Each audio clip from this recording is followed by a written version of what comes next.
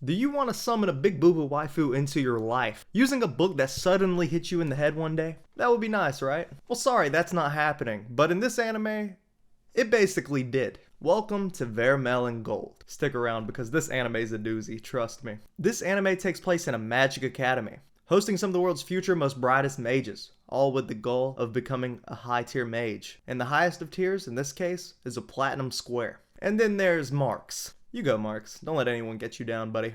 Our main character is Alto. Alto is introduced as a nerd who seems to study a lot, but at the same time at the beginning of the story couldn't seem to summon a familiar, which is required for him to pass to get to the next grade. Which, by the way, this is something even Marks can do. But this would all change for our main character whenever he stumbles across the book, or in this case, the book stumbles onto him. And this book would prove to us, the viewer, and the world as a whole, that his only flaw this whole time wasn't that he couldn't summon a familiar, but in fact he was too much, and overwhelmingly actually, too much of a Chad. This book that he found has something in it the world was not meant to see, or at least never meant to see ever again. The greatest scourge of humanity. An enemy to all, along with the biggest bazongas in recent memory. Yep, that's right, a purple-haired naked demon popped out of that book. So next time you see a library and you ask yourself, who would go there? Why would they go there? Who goes to libraries anymore? The unequivocal answer to that may be true, that they just get bitches.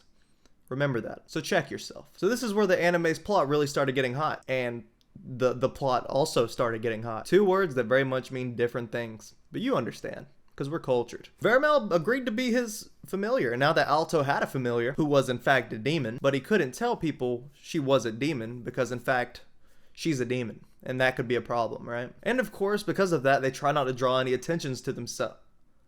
That wasn't going to happen. So regardless of the fact that they were not going to stay low-key at any point in time, that just was not going to happen at all. They set off on their journey of master and familiar, making everyone around them confused, in some cases angry, and at a lot of times horny, or I meant to say jealous. Jealous, that's the word, right? And rightfully so, of course. Okay, now I will admit that this anime did consist of a large dose of degeneracy, definitely more than the doctor would approve of. But first of all, we're weebs.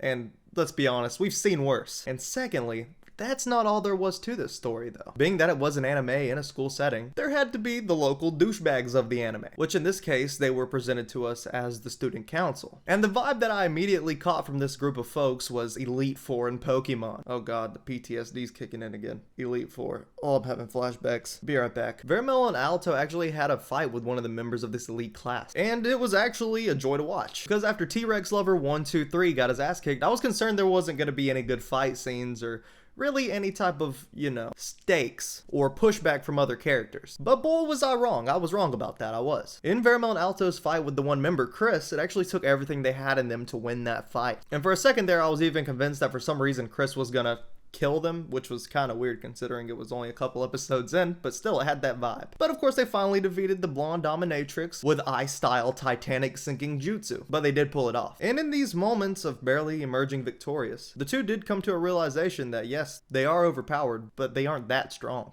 and they need to get stronger. And so of course, as anyone would do, they did some one-on-one training sessions. Okay, a bunch of one-on-one training sessions that seemed to have everything in it except for fighting. Yep, that's how they got stronger.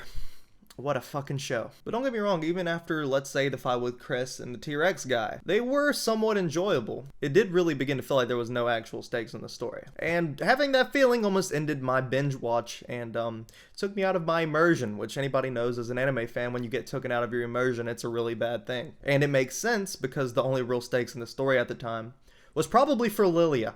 Yeah. She was the only one who really felt like she had something on the line here for the first few episodes. Just really risking it all out there. And may I just say, the bookshelves can't keep getting away with this. They know what they're doing at this point. But the story did take a little bit of a turn and actually delivered some substance that made me lean up in my seat a little bit. The 45-degree lean up. That's how you know something good happened. And that was done when there was finally a real villain introduced to the story, Professor Obsidian. The Sigma male himself kidnapped Vermail, turning her into a puppet after discovering that she was indeed a demon. Now, this was actually a really good moment in the story, because to be honest, I did believe that they would have to fight without each other at some point, at least, but especially this early, not against each other. I was genuinely surprised. And the fight really wasn't too much of a fight, I guess you could say, but it did have some intense scenes, and what really got me was when Alto basically died at the hands of Vermail. That's something that really baffled me. I thought he was just gonna hit her with the Talk No Jutsu and it would be over, with no real harm, no foul. But once again, as I've said before in this video, I was wrong. Well, almost wrong, that is. Because whenever he was just dying in front of Vermail, I was in shock. And yes, I should have assumed that the anime wasn't over. I mean, you know how many episodes are left. You think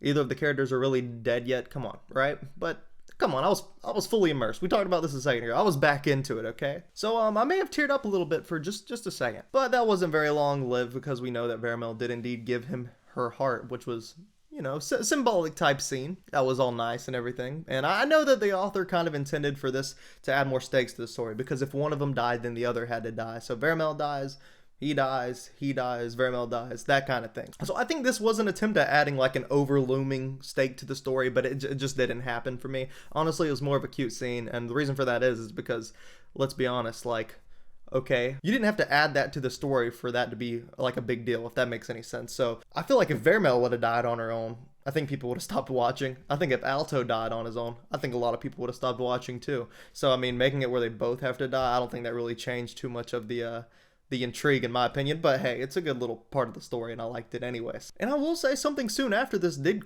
really throw me for a loop here. I assumed that the student council, after finding out that Vermail was a demon later on, that, you know, they would probably try to decide to kill Vermail or both of them, something like that. But instead, the student council asked Vermail and Alto to join them. Like, what? But they're technically, you know, first-hand witnesses of the whole events that transpired with Professor Obsidian and the random paper thing lady. So it does make sense. Which in turn, of course, them having this little alliance led us to the scene that probably got the majority of you guys watching, because I know you people, and it might have not, but it might have gotten me to watch it too. You know what scene I'm talking about. Nice. Comment nice. But anyways, where the season started to come to an end was fantastic. The Bronze Square exams finally came into full swing, when the strongest mage yet, Low Light, entered the picture, and was ridiculously OP.